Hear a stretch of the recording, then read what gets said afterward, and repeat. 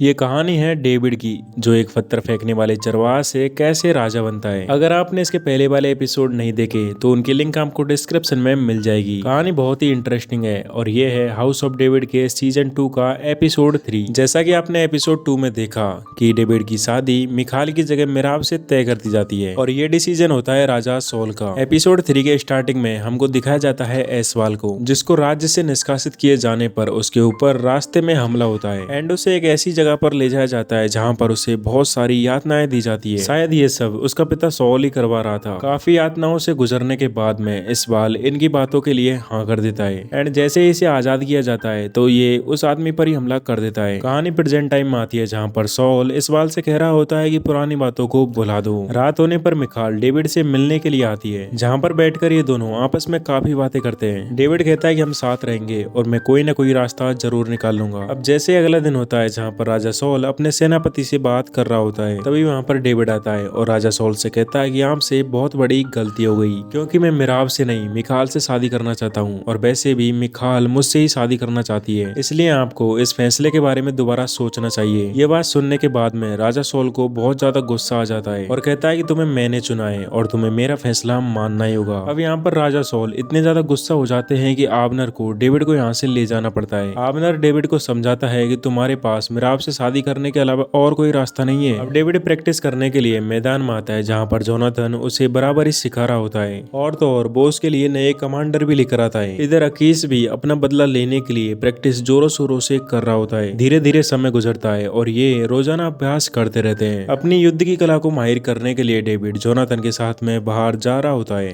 तभी यहाँ पर मिराब और मिखाल दोनों आती है और इनके बीच में हमें तनाव साफ साफ देखने को मिलता है। अब राजा ठीक हो चुका था, इसलिए उस तांत्रिक को रानी यहाँ से जाने के लिए कहती है, क्योंकि वो नहीं चाहती कि इसके बारे में राजा सॉल को पता चले। इसके बाद सीन शिफ्ट होता है जहाँ पर हमें राजा सॉल और मिखाल को दिखाया जाता है, जहाँ पर मिखाल अपने पिता से कह रही होती है कि मैं डेविड से प्यार करती हूँ और हम दोनों एक दूसरे से शादी करना चाहते हैं, इसलिए आपको फैसला बदल देना चाहिए। सॉल कहता है कि मैं ऐसा नहीं कर सकता, क्योंकि पहले ही इसके बारे में तुम्हारी बहन ने मुझसे कहा था। यहाँ पर यह तो क्लियर हो जाता है कि डेविड से शादी करने का आइडिया मिराब ने दिया था। ये जानने के बाद मिखाल गुस्से में आ जाती है और सीधी जाती है मिराब के पास। उससे कहती है कि तुमने बिल्कुल भी ठीक नहीं किया और उसे कस के चांटा भी मारती है। इधर डेविड और जोनाथन सफर करते करते यहीर के पास में पहुंचते हैं। ये वही होता है जिसकी बेटी की शादी पिछले सीजन में ऐसवाल के साथ में की जा रही थी, लेकिन ऐसवाल ये शादी करने से मना कर देता है और दिना से शादी न करने की वजह से इनके बीच में दीवार बन चुकी थी। दिना का पिता उसे अच्छे से ट्रीट नहीं करता, उसे हमेशा से ही एक बेटा चाहिए था। रात होने पर हम देख पाते हैं उस तांत्रिक को, जहाँ पर रानी उस तांत्रिक को रास्ते से हटवाने के लिए आबनेर और एक सिपाही को भेजती है। आबनेर को उस पर दया आ जाती है तो वो उसे छोड़ देता है, लेकिन आगे जाने के बाद में वो सिपाही बिल्कुल भी दया नहीं करता। इधर महल में मिखाल और मिराब एक दूसरे से बहुत ज्यादा जेलिस फील कर रही थी, क्योंकि मिराब ने मिखाल के साथ में ये सब जानबूझ करके किया। डेविड और जोनाथन सफर करते करते एक घाटी में पहुंचते हैं, जहाँ पर अचानक से उनके ऊपर हमला होता है। जो हमलावर थे वो पहाड़ी के ऊपर से इनके ऊपर तीर कमान चला रहे थे।